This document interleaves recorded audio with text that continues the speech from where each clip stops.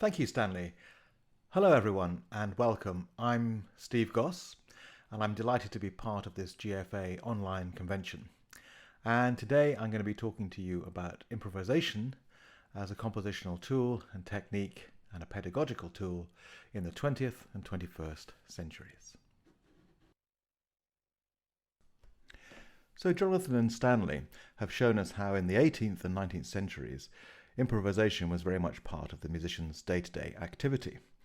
They've also shown that by rediscovering this lost art of improvisation, it can be a very useful pedagogical tool for the repertoires of those centuries. We've seen that common practice harmony was ubiquitous and that the pre-1900 musician was sort of fully aware of all these sort of harmonic progressions and procedures. And they were not only performers, but also improvisers and composers. They had a shared knowledge, culture, and heritage. Now that all changes in the 20th century, and that's what I'm going to be looking at today. So over the next two slides, I've got an outline of what I'm going to be talking about today. I'm going to start by talking about the way in which composition moved away from common practice harmony in the 20th century, and how the whole way music was performed changed as we went through the 19th century. And there was this rise of a fixed historical canon of works, so people were playing far more old works than new works. There was also a decline of the performer, composer, and improviser, and then a pedagogical split. This was the key thing. So no longer did the musicians sort of study everything, if you like, composition, improvisation, and performance. We had a choice. Do you want to study composition or performance?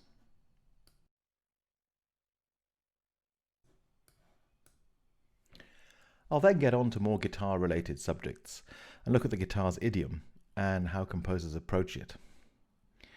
I'll also look at the ways in which composers use improvisation in their compositional process. First of all with Villa-Lobos on the instrument itself, and then Benjamin Britten in a slightly more abstract way. I'll then look at the ways in which composers work on music with performers in a collaborative way. And I'll look at two composers, first of all from Denmark, Per Nørgaard, and from the United Kingdom, Julian Anderson. And at the very end, I'll give a little hint as to how we might use improvisation in the classroom for people learning 20th and 21st century works. The vast majority of works performed today by guitarists, orchestras, string quartets, and so on is music from the past, and music by living composers makes up a small percentage of the repertoire or the musical canon. This wasn't always the case, and it's something that's shifted gradually over the centuries. The 19th century being the most significant in this move.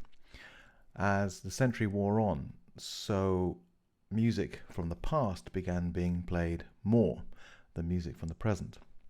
And in the guitar world, the sort of development of the musical canon is a particularly sort of chaotic and crazy one, and really quite random in many, many ways.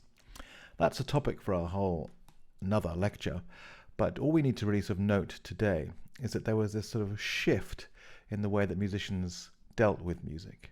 Rather than improvising, composing, and playing their own stuff and moving on, we moved into a world whereby suddenly there were these great masterworks of the past, this repertoire, this canon we had to play, Bach, Beethoven, etc.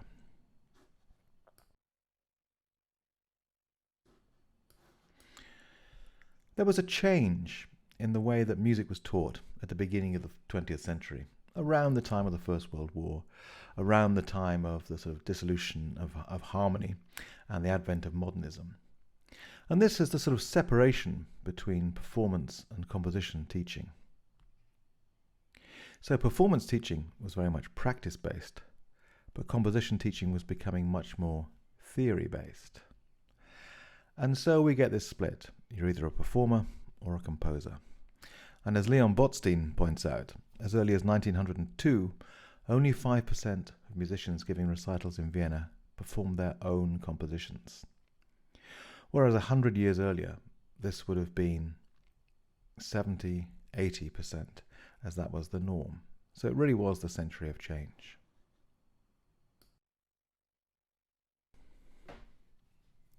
So the connection between a person's instrument and their improvising on that instrument and composition changed in the 20th century. And indeed, the two things were taught very separately. And composition began to be taught away from the instrument. So instead of exploring sounds through improvising, composers were instead using techniques, intellectual, notation-based approach, so that the score became the center of the musical activity, the notation of it, rather than the sound. So we move from performance as text to score as text, and the score has gradually, through the 20th century, come to have more and more significance. So composition became an academic subject, something that could be rationally analysed and explained.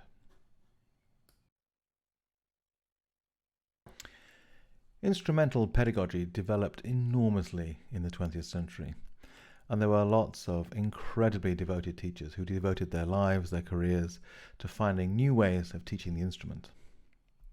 However, there was one aspect of performance teaching which still kind of bubbled underneath the surface, and this was the whole notion of mimicking the maestro. So rather than having a sort of creative pedagogical environment, the idea was all about copying. And this was kind of perpetrated by various maestros whilst giving masterclasses. I think what we have to remember about people like Segovia, even Julian Bream, and certainly similarly maestros on other instruments, is that these international touring superstars were not necessarily natural pedagogues. They didn't necessarily understand what teaching was about and how it worked. So what they tended to do was simply say, this is what I do, follow my example. And that led to this whole notion of closed editions. The idea that you have an edition which counts not only to give you the score of the music, but also to give you a lesson in how to play it, liberally covered with extra markings put in by the editor, the performer, in terms of fingerings, string numbers, etc., etc. So the score becomes the end point rather than the starting point of any interpretive decisions.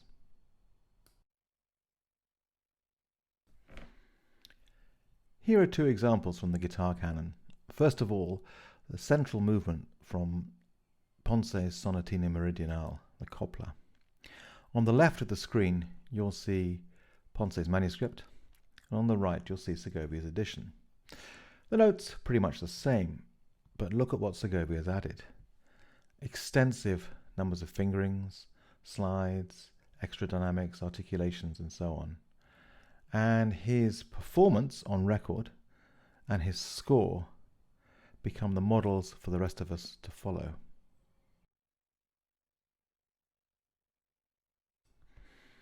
At the top of the slide here, I've got the heading Editing as Palimpsest. A palimpsest is something like a work of art which is sort of painted over many, many times, has lots and lots of different layers on top. And this is kind of what goes on here with Nocturnal by Britten. On the right, you'll see the fair copy of Britten's manuscript.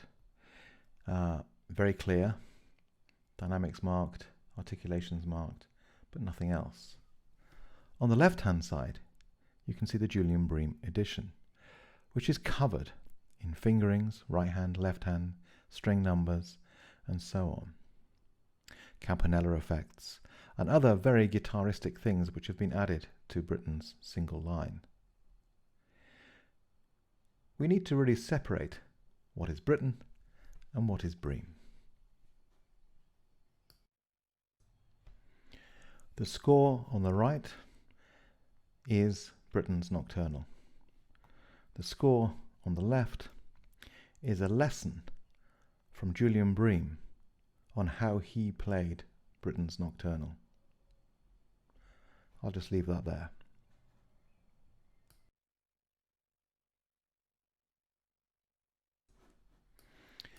Next, I'm going to look at the ways in which two composers used improvisation as part of their compositional process. First of all, Villa-Lobos in his Prelude No. 1. Villa-Lobos could play the guitar. And secondly, Benjamin Britten in Nocturnal. Benjamin Britten didn't play the guitar.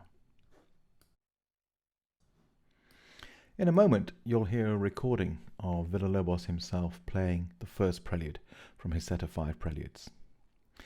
There are many differences in this performance from the published version, and this largely comes around from the idea that when you're improvising music and an instrument, there are often many different versions of that piece, and the kind of fixed version that ends up in the final edition is just one of many, many possibilities.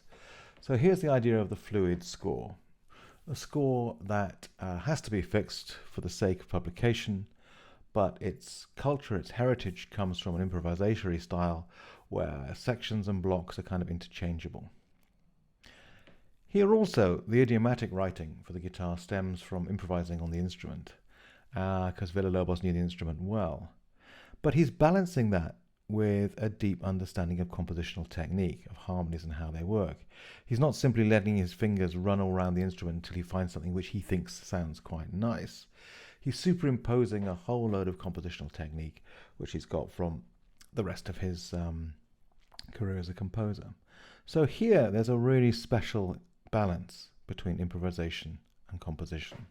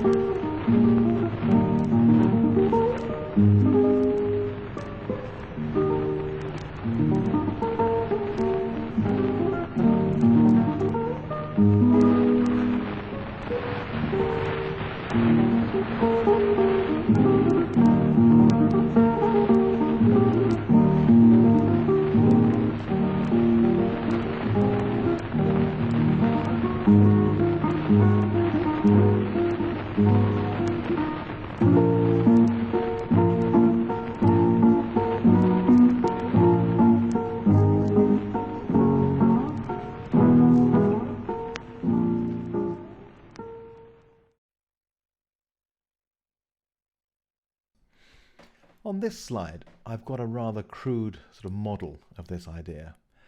And what you have is you have two axes going across a circle. A knowledge axis, I've called it, and a creativity axis. Now, the knowledge axis is a kind of balance between compositional technique and understanding of idiom. So with this Villa-Lobos piece, you've got a composer who has all the compositional technique and also has the idiom. So the kind of point on that line is around the middle. And then on the creativity axis, which is the difference between improvising and composing, if you like, working out improvisations, molding them into composition and so on. So they're not just free improvisations and they're not kind of rigorously worked out on paper compositions, but somewhere in between, again, halfway along that axis. So this is a kind of model for this sort of approach. Here's the same model again, but this time I've got the title collaboration. So when a guitarist collaborates with a composer, the composer, who has all the compositional technique but very little knowledge of the idiom, is being pushed up towards the idiom end of this graph by the guitarist, who's sharing knowledge and information about how the instrument works. My second example is from Benjamin Britten's Nocturnal. And here I've put the title Britten Improvising on Dowland. We can see the motive at the top of the slide, which is based on the song Come Heavy Sleep, which Britten uses as a kind of theme for a set of variations. But rather than using Dowland's theme, what he does is he actually translates Dowland's music into his own musical language. So the first movement of Nocturnal, which is called Musingly, acts as a kind of provisional theme. And this is very much in the musical language of Benjamin Britten. So you'll see how the two openings differ here. The Come Heavy Sleep motive is filtered in Britten's composition. And it's filtered by replacing a diatonic pitch filter, in other words, the key of E major, diatonic scale, tone, tone, semitone, tone, tone, tone, semitone, and replacing that with an octatonic scale, a scale with 8 different pitches. But here the crucial thing is that the scale is made up of a group of minor thirds. So you'll see here the F sharp, the A, the C, and the E flat, splitting the octave into 4 equal parts. And then the gaps between those minor thirds can either be semitone followed by tone, as in the middle scale on this example, or tone followed by semitone, as the bottom of this example. On this slide, you'll see 2 staves. The top one, slow and quiet. This comes from the very end of Britten's Nocturnal, where Britten quotes the entire Dowland song, and you'll see the melody line outlined there. Underneath it, on the line marked musingly, you'll see Britten's improvisation on this Dowland theme that he uses at the beginning of Nocturnal. It follows the same basic shape, but it's been filtered by this octatonic pitch filter, so the pitches sound very much like they're in Benjamin Britten's idiom. He's also made the rhythm much freer and added some decorations and articulations. So first of all, you'll hear slow and quiet as it appears at the end of the piece, and then musingly.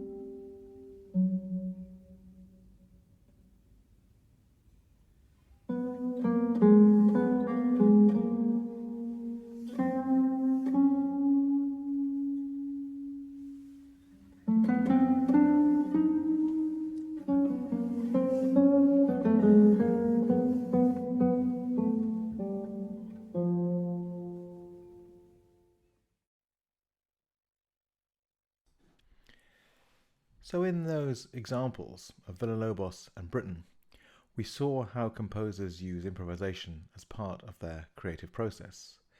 Next, I'm going to look at situations where composers are collaborating with guitarists, and the guitarists have used their improvisational skills to contribute to the compositional process.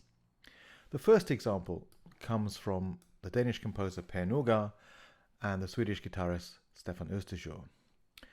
Stefan recorded Per Norgard's complete guitar works in 2003.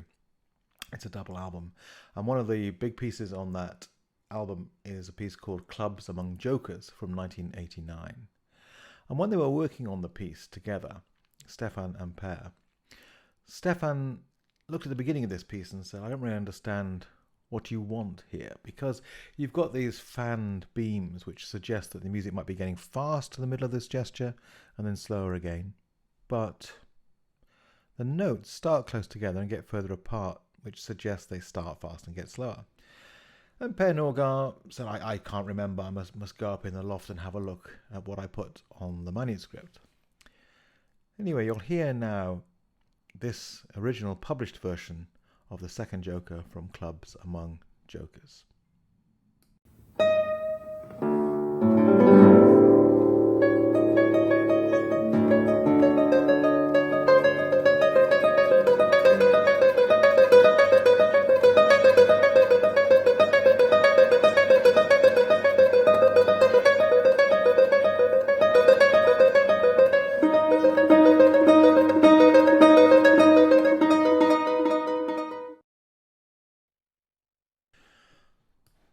When Per Norgard got out the manuscript of this piece, he saw that he'd written it in quite a sort of vague and unfixed way, with a lot of improvisation going on in the bottom. And Stefan said, well, this is really, really interesting, but the sort of published version doesn't really do any of these things, you know. And Per Norgard says, well, at the time we decided we'd make a simplified version. So Stefan says, well, maybe I can improvise a version which will be closer to your original idea. So here is the version that Stefan Osterjour worked out himself and put on his recording. It was one that Per Norgard was very, very happy with. So 20 years after the original piece, the beginning was completely transformed through this process of collaboration and improvisation.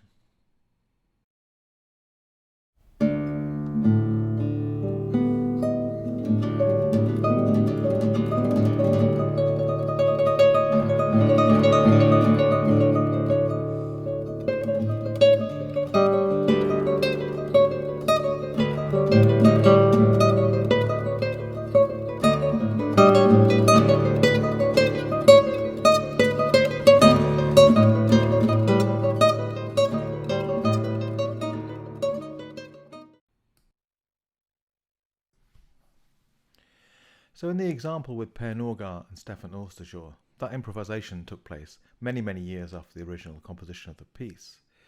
In the next example, which is Julian Anderson's piece Catalan Peasant with Guitar, which was commissioned by the Julian Bream Trust, we see a composer working closely with a guitarist right the way through the creative process.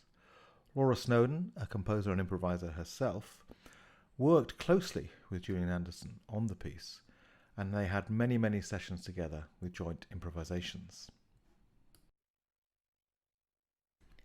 As part of his preparation for composing this piece, Julian Anderson actually bought a guitar and taught himself to play, and would play around on it, improvising with different strings and different techniques.